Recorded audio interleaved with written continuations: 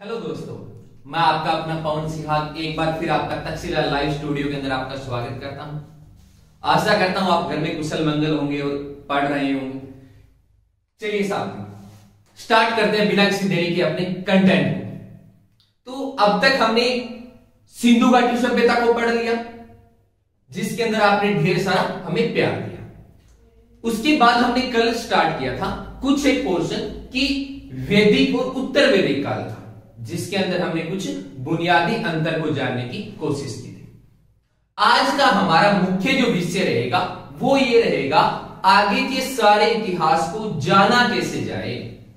अब तक चलो खुदाइयां हुई, कई सारे कार्य हुए जिनके अंदर हमने बेसिकली इनके बारे में बात की, पर आगे अनेक पुस्तक हमें मिलने वाली है, अनेक इतिहासकार भारत में आने वाले हैं, अलग अलग बातें वो इनके बारे में लिखने वाले हैं। तो उन्हीं सारे साधनों को आज जानने की हम कोशिश करेंगे। तो चलिए दोस्तों, बिना किसी देर किए हुए आज के टॉपिक को हमारे स्टार्ट करते हैं। देखिए, प्राचीन इतिहास की, प्राचीन जो हमारा इतिहास है, इसको जानने के कौन कौन से साधन या अपने सामने स्रोत आज उपलब्ध है, जहां से हम क्या है हमारे प्राचीन इतिहास की जानकारी ले सकते हैं। तो इसके अंदर साथियों कई तरह की चीजें भूमिका निभाएगी, और खास भूमिका जो निभाएगी वो निभाएगी यहां पे लिखित साक्ष्य।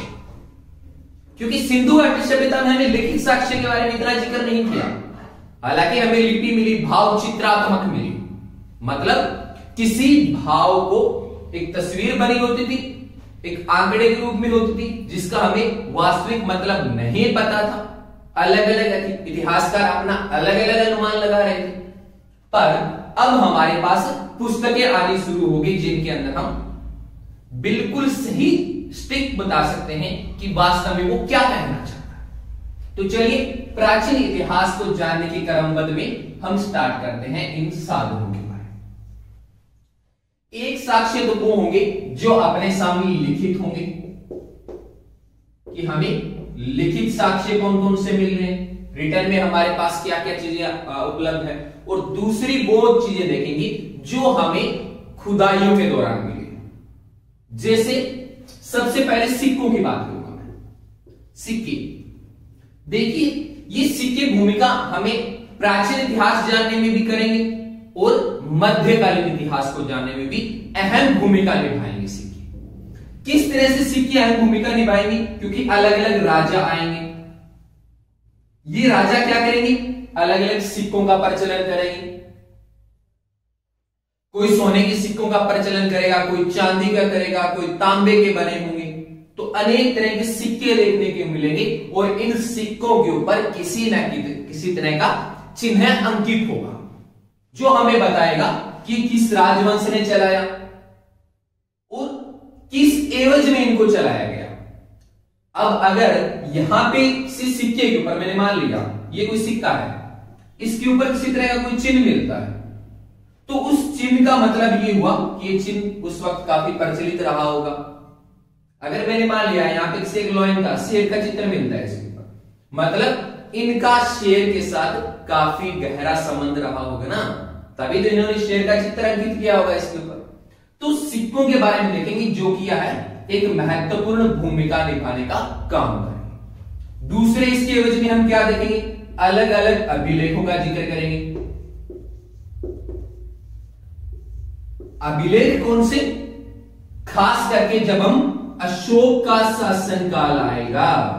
अशोक क्या है, हमें पता है अपनी प्रजा के लिए अनेक अभिलेख बनवाता है, जिनके ऊपर अलग अलग तरह की जानकारियां अंकित की गई है।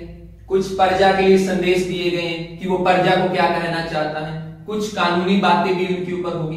तो एक अहम कड़ी के रूप में हमारे सामने आएंगे अभिलेख या शिला अभिलेख, मतलब ये पत्थर पे अंकित है। जैसे ये कोई पत्थर हो गया, अब इस पत्थर के ऊपर कुछ पंक्तियां लिख दी, और ये अलग अलग भाषाओं का भी प्रयोग किया गया है। प्राकृत भाषा का है, पाली का है, अनेक भाषाओं का प्रयोग किया गया है। तो हमें यहाँ की भाषा शैली के बारे में भी जानकारी मिलेगी, और जो बातें यहाँ पे लिखी होगी उनके बारे में भी हम पता लगा पाएंगे कि ये समाज को क्या संदेश देना चाहते थे। ठीक है। इसके अलावा यहां पाए जाने वाले भवन, खुदाई के दौरान अनेक भवन मिले हैं, चाहे मैं आधुनिक की प्राचीन की बात करूं चाहे मध्यकालीन की बात करूं, ठीक है ना। वो उनकी स्थापत्य कला के बारे में बताएंगे, उनकी शैली कैसी थी, क्या वो मथुरा शैली में भवन निर्माण कर रहे थे या किसी अन्य शैली का प्रयोग कर रहे थे। तो भवनों को देखकर भी उस समाज के बारे में पता लगाया जाता है, ठीक है ना। जैसे आज छोटा सा जिक्र कर देते हैं ताज का। अब ताजमहल है तो ताजमहल से हमें पता चलता है ना कि मुगलों की शैली किस तरह की थी, किस तरह का वहां पे कारीगरी सिस्टम रहा होगा, कितना वैज्ञानिक दृष्टिकोण उस समाज में रहा होगा। तो भवन भी वहां पे क्या है, हमें एक महत्वपूर्ण कड़ी के रूप में सामने आने का काम करते हैं। Next okay. इसके अलावा क्या है, कई दूसरी चीजें और देखने को मिलती हैं। दूसरी चीजें और क्या हो सकते हैं, यहां पे कुछ मोहरे, कुछ मोहरे। देखिए सिंधु घाटी सभ्यता को पढ़ रहे थे तब भी मैंने मोहरों शब्द का प्रयोग किया था, एक बार फिर मोहरों शब्द का प्रयोग कर रहा हूं, ठीक है ना, एक स्टैम्प के रूप में जिसका प्रयोग किया जाता हो। तो ये भी क्या है, एक महत्वपूर्ण कड़ी के रूप में सामने आता है इस समाज को या इस इतिहास को जानने में। यहां मिलने वाले आभूषण, यहां के बर्तन, ये चीजें भी क्या है, एक महत्वपूर्ण कड़ी के रूप में सामने आ रही है। क्योंकि अनेक जगह खुदाई के दौरान अनेक तरह के आभूषण देखने को मिले हैं, कहीं मुकुट मिला है, कहीं मालाएं मिली है और अनेक तरह के बर्तन मिले हैं, चाहे वो बर्तन किसी धातु के रहे हो या वो मिट्टी से बने हो, दोनों तरह के बर्तन मिले हैं। तो यहां से भी क्या है, हमें इतिहास को जानने में एक काफी मदद करने वाला साधन सामने आता है।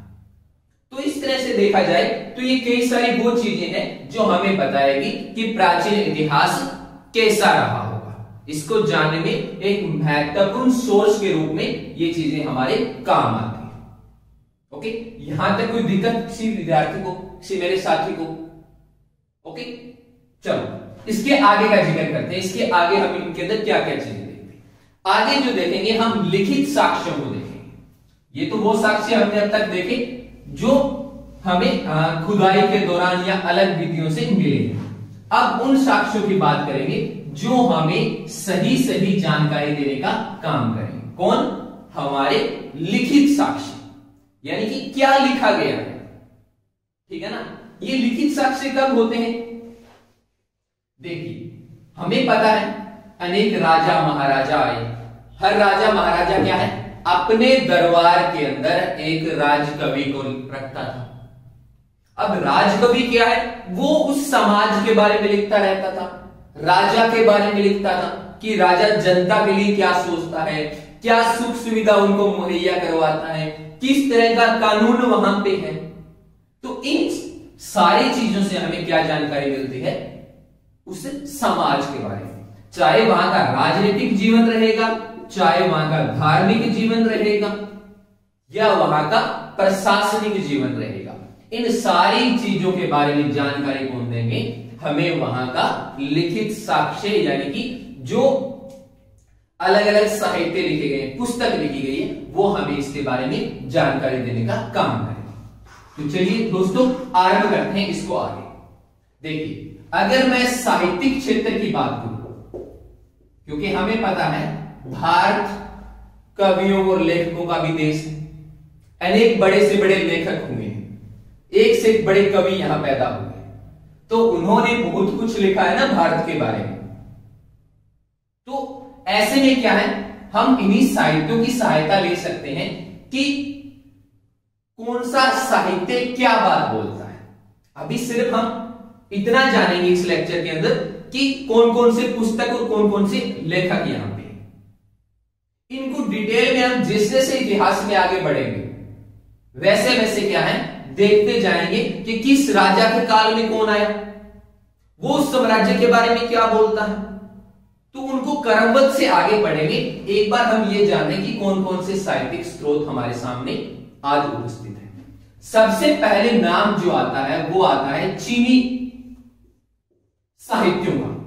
अब देखिए चीन बिल्कुल अपने पास में लगता हुआ देश है। अब अनेक यात्री भारत में आए होंगे चीन से, क्योंकि इसी समय के अंदर भारत एजुकेशन का बहुत बड़ा हब रह चुका है। यहां तक्षशिला, नालंदा जैसी बड़ी यूनिवर्सिटियां रह चुकी है। तो ऐसे में क्या है, अनेक बाहर से घूमने वाले लोग यहां आए, कुछ पढ़ने के लिए आए, और जो पढ़ने के लिए और घूमने के लिए आए उन्होंने यहां कई सारी पुस्तकें लिखी। अब उन पुस्तकों को जब पढ़ा जाता है तब हमें पता चलता है कि भारत उस वक्त कैसा रहा होगा। जैसे उदाहरण स्वरूप मैं बात करूं चीनी के अंदर फारियान की बात करूं, फारियान, और एक कौन आया था, हेनस्वांग। अब देखिए ये भारत के अंदर आए थे, फारियान आया था, हेवेनस्वांग आया था, ठीक है ना। अब ये जब भारत में आए तो इन्होंने भारत के बारे में काफी कुछ लिखा, ठीक है ना, क्योंकि एक देश के सारे इतिहास को जानने के लिए हम सिर्फ एक देश के साहित्य पर निर्भर नहीं करते, उसके पड़ोस वाले देश, आस पड़ोसी जो हैं वो उसके बारे में क्या बोलते हैं उनको भी पढ़ना पड़ता है, ठीक है ना। तो ऐसे में क्या है, हमें चीनी साहित्यों या चीनी लेखकों की तरफ ध्यान देना पड़ता है, जिनमें हम जिक्र करते हैं, फारियान का जिक्र करेंगे आगे जाके, हेवेनस्वांग का जिक्र करेंगे, जो भारत के बारे में क्या लिखते हैं, यहाँ के प्रशासनिक और राजनीतिक जीवन के बारे में हमें क्या जानकारी देते हैं, ये हमारे सामने मुख्य स्रोत रहेगा। इसके अलावा बात करूं तो अरबी, अब अनेक अरबी भी भारत पे आए। हमें पता है अरब ने भारत पे आक्रमण की, ठीक है ना। अब वो भारत पे आक्रमण करने आएंगे, चाहे वो धन लूटने की इच्छा से आए हो, चाहे वो राज्य विस्तार की नीति को लेके आए हो, चाहे वो धर्म प्रचार की नीति को लेके आए हो, पर उनके साथ भी अनेक लेखक आए जो भारत के बारे में वर्णन करेंगे, बताएंगे ये समाज कैसा है। तो ऐसे में क्या है, हमें अरबियों की तरफ भी जाना पड़ेगा कि अरबी भारत के बारे में क्या बोलते हैं। जैसे अल सुलेमान का जिक्र कर लेता हूं मैं, अल सुलेमान हो गए। इसके अलावा इब्न बतूता भारत आया, आपने सुना होगा, इब्न बतूता, जो कि एक मुख्य कड़ी के रूप में सामने आएगा आगे जाके हमारे सामने। ये भारत के बारे में क्या बात बोलते हैं, ओके। तो चाहे अल सुलेमान की बात करें, इब्न बतूता की बात करें, तो ये हमें भारत प्राचीन इतिहास को जानने में महत्वपूर्ण भूमिका निभाते हैं, ओके। और जब हम खास करके मध्यकालीन इतिहास को पढ़ेंगे तब अरबों के बारे में काफी ज्यादा जिक्र देखने को मिलेगा, ठीक है ना, क्योंकि मध्यकालीन इतिहास में अनेक अरबी आक्रमण भारत के ऊपर हुए, ठीक है ना। देखिए अब जब चीनी भारत पे आक्रमण करने आ रहे हैं, अरबी आ रहे हैं, तो क्या यूनानी पीछे रह सकते हैं क्या? यूनान भी भारत आया, यूनानी आए और रोम, ये भी भारत के ऊपर क्या है, आक्रमण करने आए। भारत में कुछ लेखक घूमने भी आए। तो यूनानी और जो रोमन है उनकी कौन से ऐसे साधन है जो हमें इस इतिहास को जानने में मदद करते हैं। जैसे आपने मेगास्थनीज का नाम सुना होगा, मौर्य काल का जब समय आता है तो मेगास्थनीज हमें महत्वपूर्ण भूमिका निभाता है उस मौर्य काल को जानने के अंदर। इसके अलावा टालेमी, जो टालेमी है ये भी महत्वपूर्ण भूमिका निभाने वाले हैं, ठीक है ना। जब हम प्राचीन इतिहास को पढ़ रहे होंगे तो मेगास्थनीज हो गए, टालेमी हो गए, निरियाकस हो गया, निरियाकस का सॉरी नाम भूल गया तो निरियाकस भी लिख देता हूं, क्योंकि निरियाकस ने भी काफी कुछ लिखा है भारतीय जीवन शैली के बारे में। तो ये मुख्य रूप से हम 3 विदेशियों की सहायता लेंगे, ये सारे क्या है, विदेशी है, ठीक है ना, जो कि दूसरे देशों से आए और भारत के बारे में उन्होंने वर्णन किया। तो जब हम इनकी लिखी हुई अलग अलग पुस्तकों को पढ़ेंगे तब हमें यह जानकारी मिलेगी कि भारत प्राचीन कैसा रहा था, ठीक है ना। और जैसे जैसे आगे बढ़ेंगे आधुनिक इतिहास की तरफ तो एक चीज का जरूर जिक्र करेंगे कि क्यों भारत को सोने की चिड़िया कहा जाता था। ठीक है ना, क्योंकि अनेक ऐसी बातें हैं जो कि सुनने में अलग मिलती है और जब अलग अलग लेखकों को हम पढ़ते हैं तब हमें पता चलता है कि वो कुछ वास्तव में अलग ही मामला था। ठीक है ना, तो कई सारी ऐसी हम थ्योरियों का खंडन करेंगे जो कि विदेशी भारत के बारे में बताते हैं कि भारत ऐसा नहीं था, जबकि भारतीय इतिहासकार कहते हैं कि भारत किस स्वरूप का रहा होगा। ठीक है ना, तो आशा करता हूं जो विदेशी हमने पढ़े, चाहे चीनी पढ़ा, चाहे अरबी पढ़ा, चाहे यूनानी और रोम पढ़े, इनके अंदर आपको कोई दिक्कत नहीं होगी। ठीक है ना, क्योंकि अनेक एग्जाम के अंदर इनसे रिलेटेड क्वेश्चन देखे गए हैं और जब तक हम इनके बारे में जान नहीं लेते आगे इतिहास पढ़ने में मुश्किलें आती हैं। ओके, अब बात कर लेते हैं जो भारत के अंदर है। ठीक है ना, क्योंकि भारत का जब जिक्र आएगा तो एक लंबा चौड़ा हमारे सामने लिस्ट सामने आ जाती है, क्योंकि भारत में अनेक लेखक होंगे, अनेक कवि होंगे, अलग अलग विचारधाराएं रखेंगे। ठीक है ना, ओके, तो जब हम भारतीय साहित्य की बात करते हैं, भारत के साहित्यों की जिक्र करेंगे, तो इन साहित्यों के अंदर क्या है, हमें कई तरह की चीजों को पढ़ना पड़ेगा। कौन कौन से, हमारे जो संगत है वो क्या बात बोलते हैं। ठीक है ना,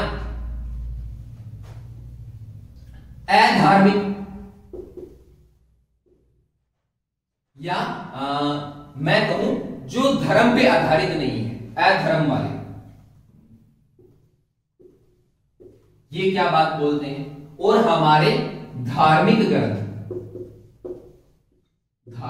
ग्रंथ या धार्मिक पुस्तकें क्या बात बोलते हैं। ठीक है ना, तो इन्हीं चीजों के बारे में हम जिक्र करेंगे कि अधर्म या अधार्मिक, क्योंकि अधार्मिक का मतलब ये नहीं कि जो धर्म को न मानते हो, मैं उन पुस्तकों की बात कर रहा हूं साथियों जो धर्म पे आधारित नहीं है। ठीक है ना, जैसे अर्थशास्त्र हो गई, अष्टाध्यायी हो गई, मुद्रा राक्षस हो गया, मेघदूत हो गई, उन चीजों का जिक्र कर रहा हूं। ठीक है ना, कहीं इसका कुछ अलग मीनिंग निकालेंगे, सर आपने ऐसा क्यों कह दिया। ओके, चलिए पहले संगत से बात करते हैं कि संगत कौन कौन से देखने को मिलते हैं भारत में और किस तरह की जानकारी उनके अंदर छिपी हुई है। देखिए, संगत की अगर बात की जाए,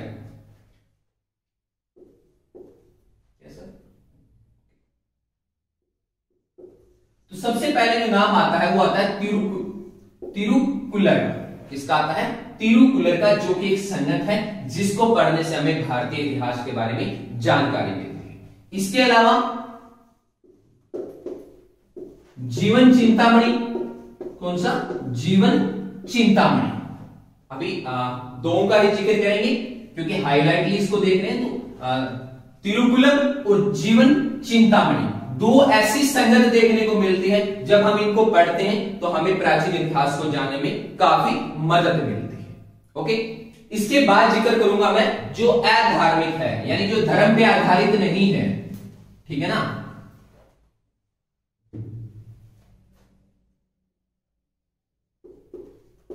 अधार्मिक, देखिए अधार्मिक का जब जिक्र किया जाएगा तो सबसे पहला नाम जो आएगा कौटिल्य का आएगा या चाणक्य का।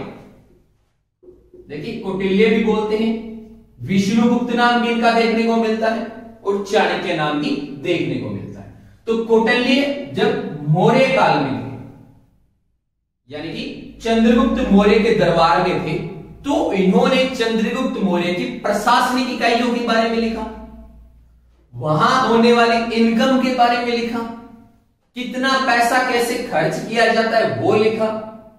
ठीक है ना, कैसे राजा प्रजा के सामने आया करता था, किस तरह का कर जनता राजा को दिया करती थी और बदले में राजा किस तरह की सुख सुविधा मुहैया करवाता था अपनी जनता को। तो इसमें क्या है, अर्थशास्त्र का जिक्र करेंगे। ये क्वेश्चन पूछा गया है, कौटिल्य ने कौन सी पुस्तक का लेखन किया था या कौन सी पुस्तक को लिखा था। तो कौटिल्य ने किसका किया था, अर्थशास्त्र का लेखन करने का काम किया था। जिक्र कर लीजिए आप कालिदास का। अब कालिदास का जिक्र करते हैं तो ये मेघदूत लिखते हैं मुख्य रूप से। ये भी पूछी गई पुस्तक है कि मेघदूत के लेखक कौन है, तो मेघदूत के लेखक कौन है, कालिदास हैं। ओके, इसके अलावा अगर जिक्र किया जाए तो विशाखदत्त का नाम आता है। अब विशाखदत्त क्या लिखते हैं, विशाखदत्त लिखते हैं मुद्रा राक्षस। क्या, मुद्रा राक्षस। मुद्रा राक्षस देखने को मिलते हैं, किसकी है, विशाखदत्त की पुस्तक है। पाणिनि का जिक्र आता है, किसका, पाणिनि। अब पाणिनि भी एक महत्वपूर्ण कवि के रूप में सामने आते हैं, क्योंकि ये जो अष्टाध्यायी लिखते हैं, कौन सी, अष्टाध्यायी। अब जब इनकी अष्टाध्यायी को पढ़ते हैं तो इससे भी काफी सारी जानकारी हमें देखने को मिलती है। अच्छा, एक रह गई कल्हण। कल्हण ने कौन सी पुस्तक लिखी थी, राजतरंगिणी। कौन सी, राजतरंगिणी। ओके, और कौन सी रहेगी, बाणभट्ट। कौन सी, बाणभट्ट। बाणभट्ट ने कौन सी लिखी थी,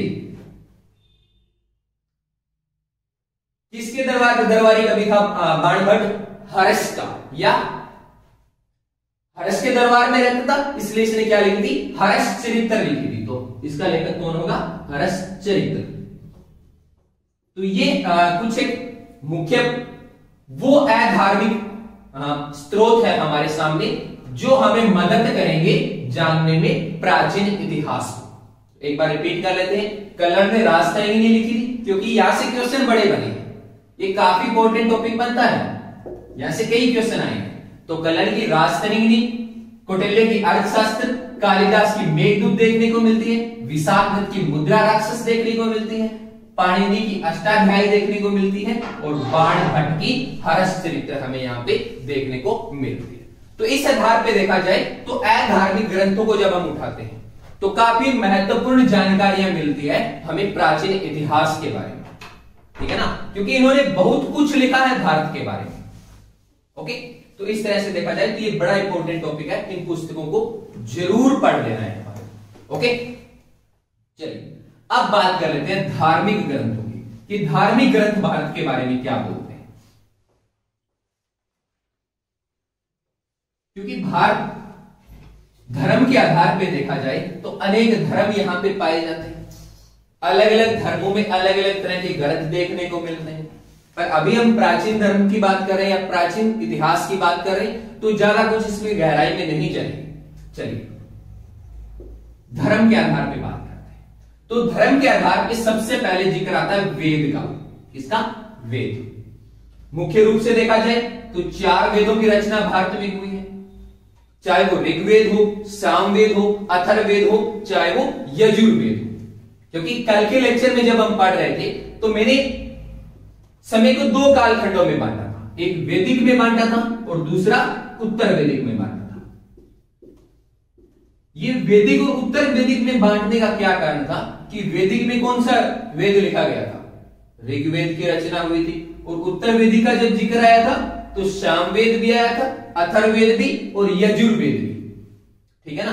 तो उस समय को जानने में एकमात्र हमारे पास बड़ा जो साधन है वो क्या है? उस समय लिखे गए वेद, इसलिए वेदों के बारे में काफी कुछ पढ़ने को मिलता है। ओके, और लगभग एचएससी में एक क्वेश्चन यहां से देखने को मिल जाता है। तो इस आधार पे देखा जाए तो काफी महत्वपूर्ण ये हमारे सामने कॉन्सेप्ट बन के आता है। अच्छा, वेद हो गए, इसके अलावा महाकाव्य हो गए। हमें पता है भारत में प्राचीन समय में 2 महाकाव्य भी लिखे गए थे। कौन सा? रामायण और दूसरा महाभारत। देखिए साथियों, अगर इन दोनों चीजों को धर्म की नजर से न भी पढ़ा जाए फिर भी बहुत कुछ जानकारी देते हैं ये दोनों महाकाव्य। चाहे आप रामायण को पढ़ लीजिए, चाहे आप महाभारत को पढ़ लीजिए, ठीक है ना। क्योंकि यहां उनकी राजनीतिक जीवन का, वहां की अर्थव्यवस्था का, वहां के प्रशासनिक जीवन का काफी ज्यादा वर्णन किया गया है। ठीक है ना। और अनेक तरह के, जब हम महाभारत को देखेंगे तो अनेक तरह की वैज्ञानिक दृष्टिकोण हमें यहां देखने को मिलते हैं। तो इस हिसाब से देखा जाए तो हमारे महाकाव्य भी क्या है, एक महत्वपूर्ण कड़ी के रूप में सामने आते हैं प्राचीन इतिहास को जानने में। ओके, इसके अलावा क्या है, ब्राह्मण ग्रंथ जो है, देखिए कई सारे ब्राह्मण ग्रंथ भी लिखे गए जिनसे हमें क्या है उस वक्त के समय की जानकारी मिलती है। जैसे गोपद हो गया, जब हम गोपद को पढ़ते हैं, ओके, तो हम बात कर रहे थे ब्राह्मण ग्रंथों की कि ब्राह्मण ग्रंथ कौन कौन से, तो नाम आता है गोपद का नाम आता है, ऐत्रेय का नाम आता है। तो ये वो ब्राह्मण ग्रंथ हैं जो उस समाज के बारे में वर्णन करते हैं।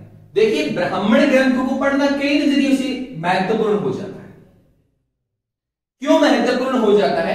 क्योंकि हमें पता है कि इस समय हमारा धर्म वर्णों में था, वर्ण व्यवस्था यहां थी और ब्राह्मणों के पास मुख्य रूप से अध्यापन का कार्य था। तो इस समय की शिक्षा, यहां के समाज के बारे में जो ज्यादातर लिखा हुआ है वो इन ग्रंथों को पढ़ने से हमें काफी मदद मिलती है। ओके, चलिए आगे देखते हैं। हमने वेद देख ली, हमने महाकाव्यों का जिक्र कर लिया, हमने ब्राह्मण वेदों का जिक्र कर लिया। अब बात करते हैं स्मृति की। स्मृति, अब कई तरह की स्मृति भी देखने को मिलती है, जैसे मनु स्मृति हो गई। अब देखिए जब मनु स्मृति को देखते हैं या मैं नारद स्मृति की बात करूं तो इन सारी चीजों से क्या है, इनसे भी तो हमें समाज के बारे में पता चलता है ना। ओके, जब हम मनु स्मृति का जिक्र करते हैं, नारद स्मृति का जिक्र करते हैं तो ये प्राचीन इतिहास को जानने में काफी ज्यादा मदद करते हैं। अगली जो कड़ी आती है वो आते हैं पुराण। देखिए अनेक तरह के पुराण भी वहां लिखे गए।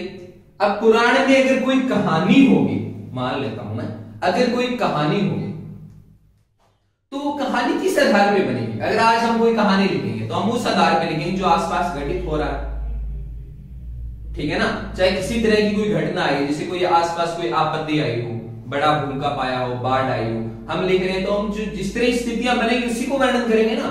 तो इन चीजों में भी कुछ उसी तरह से वर्णन है। पुराण कौन से देखेंगे हम? मुख्य रूप से विष्णु पुराण का जिक्र मिलेगा, गरुड़ पुराण की बात कर लीजिए, शिव पुराण की बात कर लीजिए। तो जब इन पुराणों को पढ़ते हैं तो इन पुराणों से भी क्या है, काफी ज्यादा जानकारी मिलती है। एक भगवत पुराण, तो इनको पढ़ने से हमें इतिहास को काफी सारा जानने में मदद मिलती है। ओके, इसके अलावा क्या होते हैं? षड दर्शन होते हैं। क्या होते हैं? षड दर्शन। अब षड दर्शन कौन कौन से देखने को मिलेंगे? एक तो सांख्य देखने को मिलेगा, इसके अलावा योग देखने को मिलेगा, ओके, तो न्याय भी देखने को मिलता है। तो जब हम इन चीजों को पढ़ते हैं तो हमें क्या है, इतिहास में और ज्यादा मदद मिलती है। अच्छा, वेद लिखे गए तो उपवेद भी लिखे गए होंगे। जब वेद लिखे गए तो कई सारे उपवेद, मतलब वेदों का ही एक अलग भाग होता है उपवेद। जैसे धनुर्वेद, यानी जिसके अंदर क्या है, धनुष के बारे में जानकारी मिलती है, क्योंकि प्राचीन समय के अंदर धनुष एक महत्वपूर्ण हथियार रहा है। हमने देखा है कि अनेक तरह की धनुर्विद्या का जिक्र मिलता है। ओके, जब हम अपने पुराने इतिहास की तरफ जाते हैं, जितने भी हमने धार्मिक ग्रंथों की बात कर रहे हैं, चाहे रामायण की बात करें, चाहे मैं महाभारत की बात करूं, तो इस धनुष का बहुत ज्यादा प्रयोग हुआ है। और इस धनुष को सीखने के लिए, मतलब चलाया कैसे जाता है, किस तरह से तीर होगा, तो उन चीजों की जानकारी कहां से मिलती है? उपवेद कौन सा देखने को मिलता है हमें? धनुर्वेद देखने को मिलता है। अच्छा, एक शिल्प वेद होता है, शिल्प वेद। अब शिल्प वेद क्या है? वास्तव में उपवेद है, जिसके अंदर क्या है, शिल्प यानी कि पत्थरों से संबंधित, किसी पत्थर को कैसे काटा जाए, कैसे उसको तराशा जाए, कैसे उस पर निकासी की जाए, क्योंकि हम जो भवन देखते हैं प्राचीन जितने भी, उन भवनों को बनाने में पत्थरों का मुख्य रूप से प्रयोग हुआ है। अब पत्थर काटने की कोई तो कला होगी ना, कि कैसे पत्थर को काटा जाएगा। तो ऐसे में क्या है, शिल्प वेद इसका क्या है, एक मुख्य रूप से उपवेद बन के सामने आता है।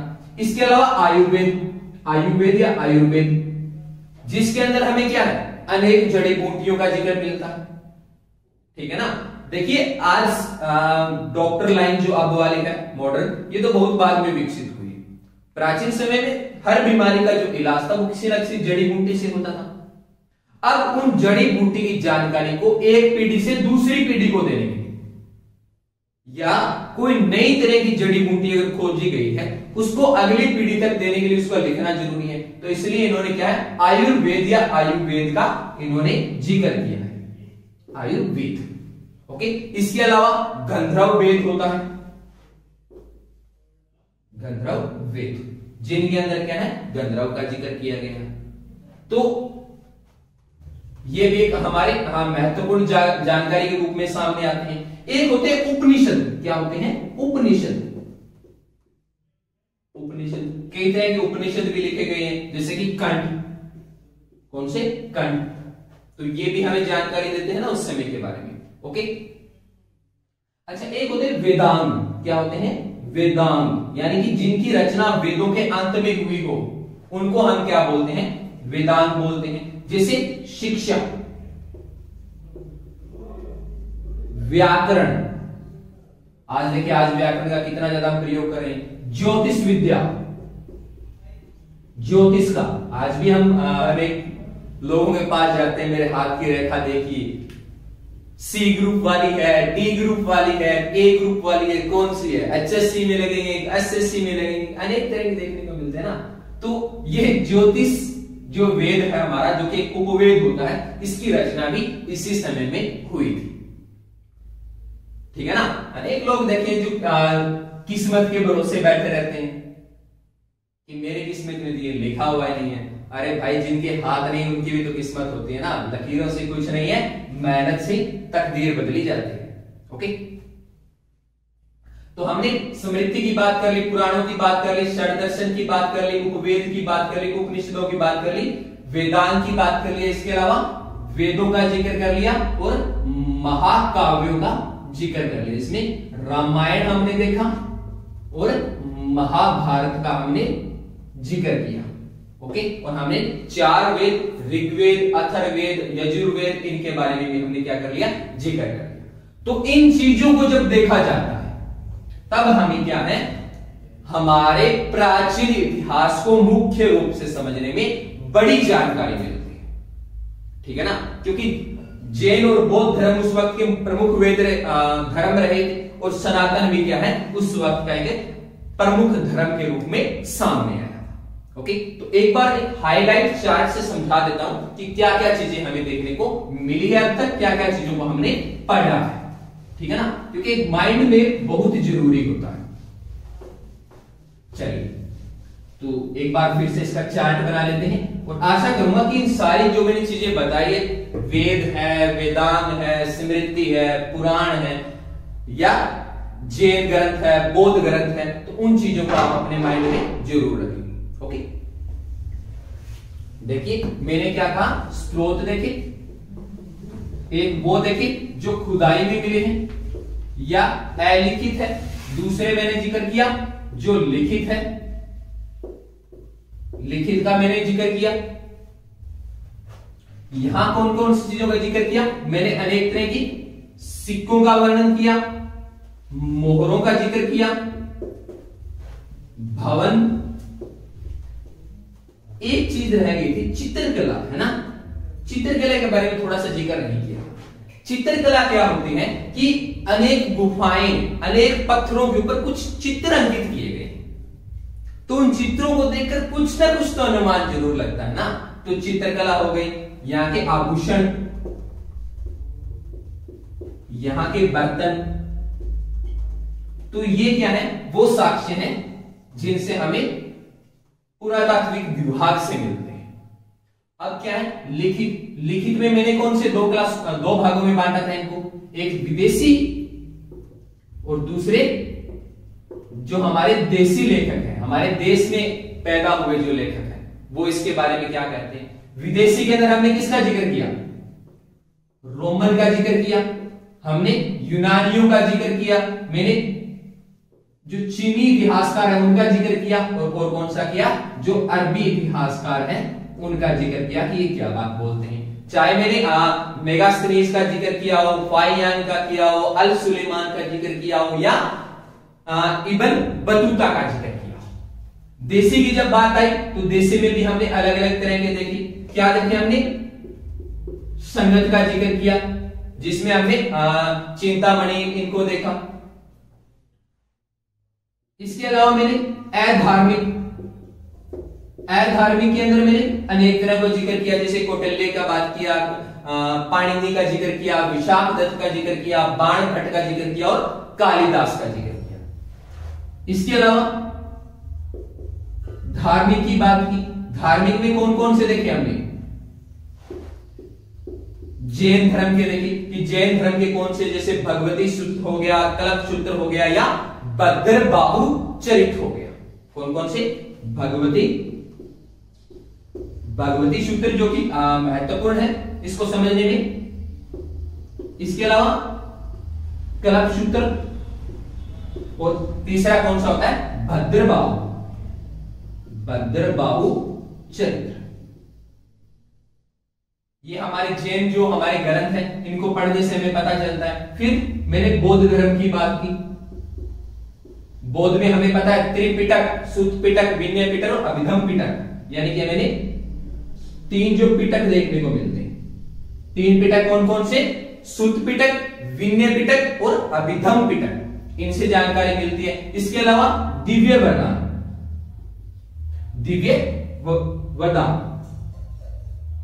ये महत्वपूर्ण है।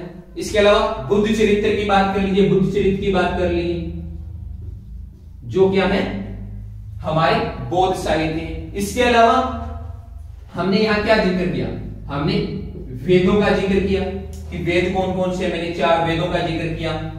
महाकाव्य, कौन कौन से महाकाव्य हैं। इसके अलावा उपवेद, कौन कौन से उपवेद हैं इसके। षड्दर्शन की मैंने बात की,